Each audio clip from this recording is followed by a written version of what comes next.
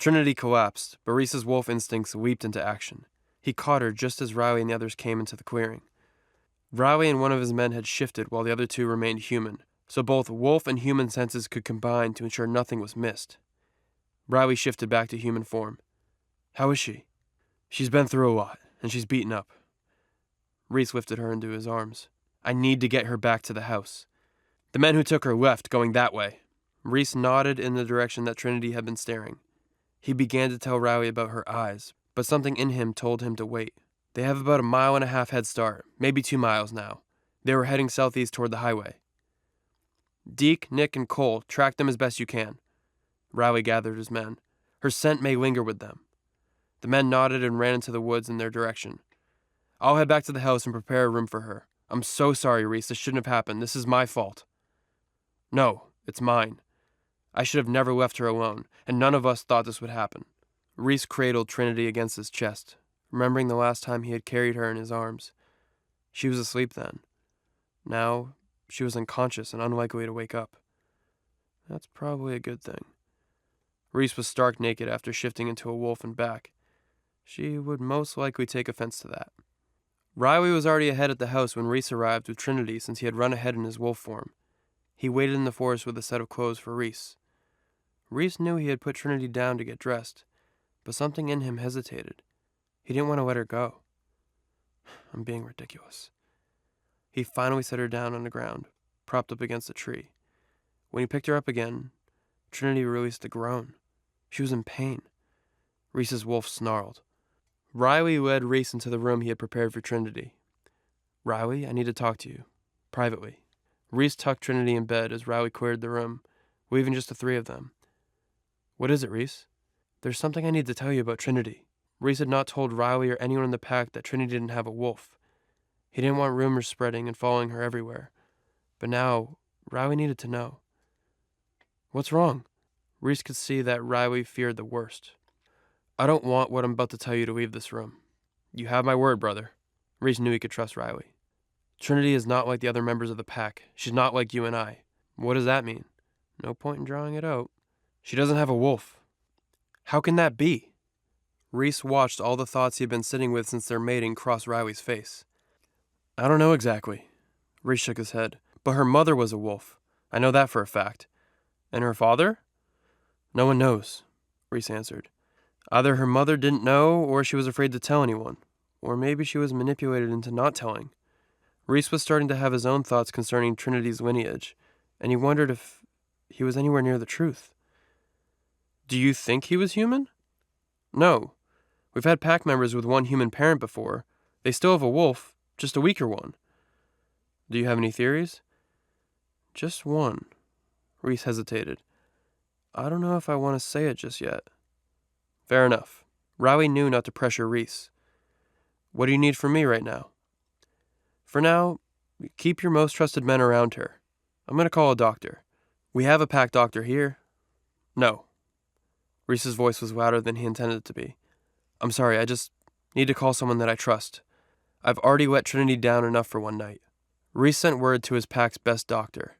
"There's been an emergency. Get her as soon as you can. Whatever the cost, I'll pay for it. Hell, take the helicopter." Reese paced the hallway outside Trinity's room. He knew he was forgetting something. "Vincent." "Is she all right?" Vincent answered on the first ring. He must have been waiting on this call for hours. After his calls with both his Luna and his Alpha were cut short, Reese couldn't blame him. Reese heard Vincent let out a sigh. "I found her, and she's resting. I'm waiting for a pack doctor from the city to get here and check her out." "Oh, goddess, is she hurt badly?" Vincent really cared about Trinity.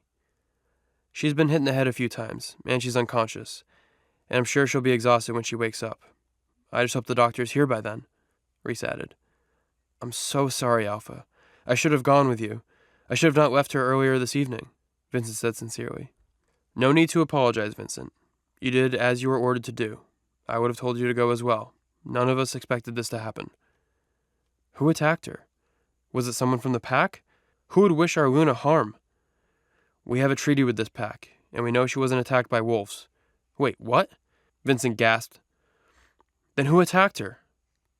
"Warlocks." "What?"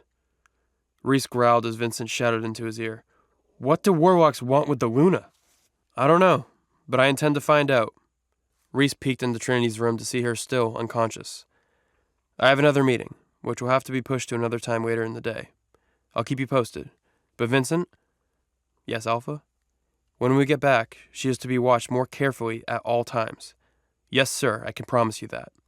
For the second time in one night, Trinity woke up in an unfamiliar place with her head pounding. At least this is much more comfortable than the last time. The warlocks, the fighting, the kick to the head. Reese. Where's Reese?